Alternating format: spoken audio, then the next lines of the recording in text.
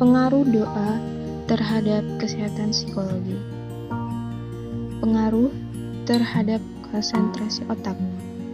Benson mendokumentasikan melalui MRI, brain scan, perubahan fisik yang terjadi pada tubuh seseorang saat dirinya berdoa, dan ketika dicocokkan dengan penelitian yang dilakukan pada peneliti lain di Universitas Pennsylvania, ternyata menghasilkan gambaran aktivitas otak yang kompleks.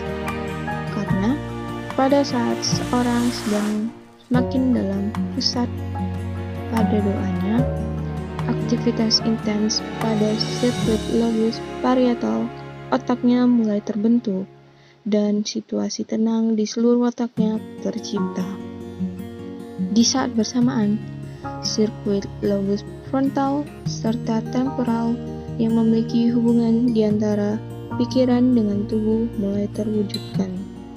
Sistem limbik yang bertugas bertanggung jawab untuk meletakkan tag emosional mulai menjadi aktif dan merupakan pengatur relaksasi, mengendalikan sistem saraf otonom, denyut jantung, tekanan darah, metabolisme, dan lain-lain, sehingga tubuh menjadi lebih santai, lebih berkonsentrasi, serta aktivitas fisiologis menjadi lebih merata.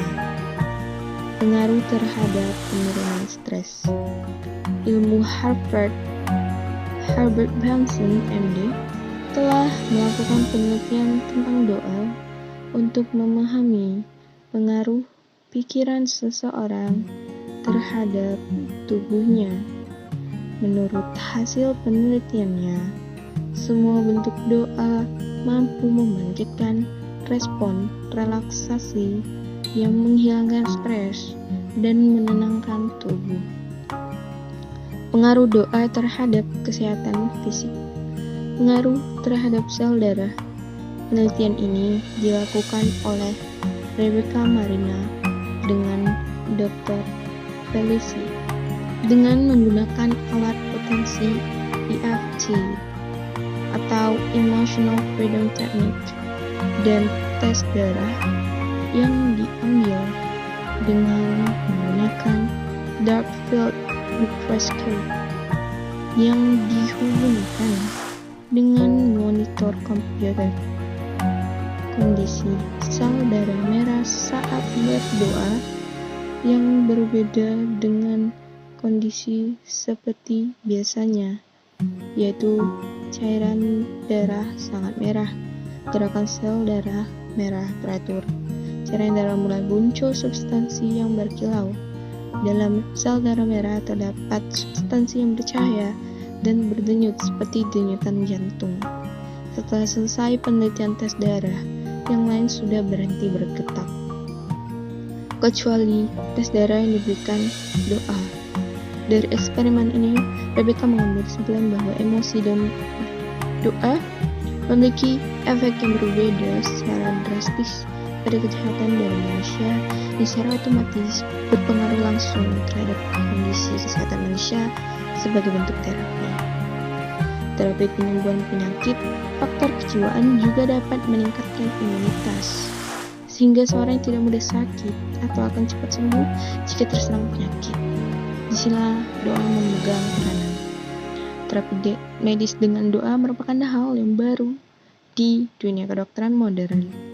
Doa untuk terapi penyembuhan barangkali merupakan sesuatu yang masih baru bagi kita.